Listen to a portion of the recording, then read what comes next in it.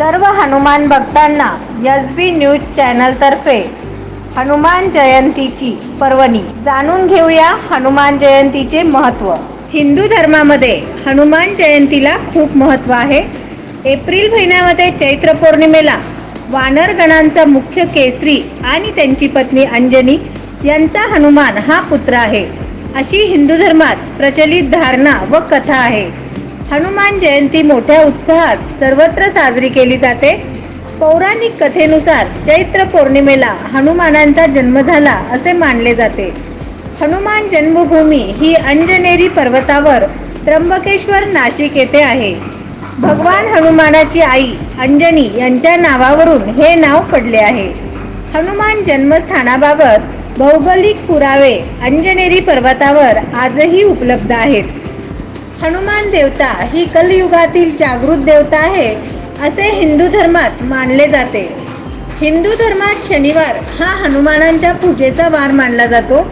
या दिवशी हनुमंतांची पूजा केली जाते। शेंदूर, तेल आणि रुईची फुले, पाने अर्पण करण्याची प्रथा आहे। हनुमान जयंतीच्या दिवशी सर्व मंदिरात रोषणाई केली जाते व महाप्रसादाचे आयोजन केले जाते।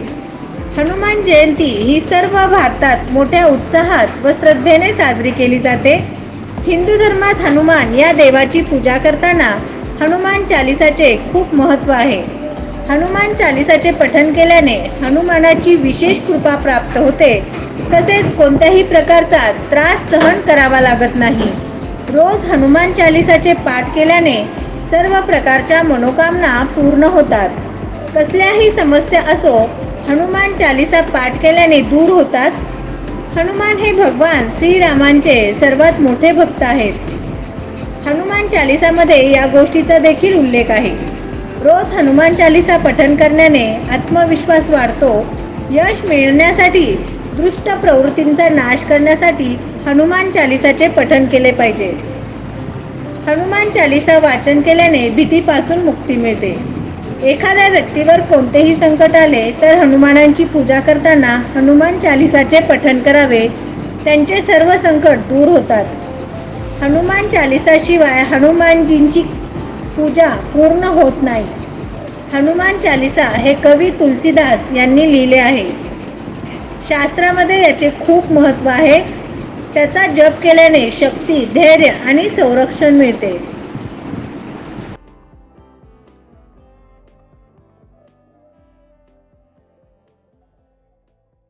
नवनवीन बातम्या पाहण्यासाठी एसबी न्यूज चॅनलला लाईक करा, शेअर करा, सबस्क्राईब करा।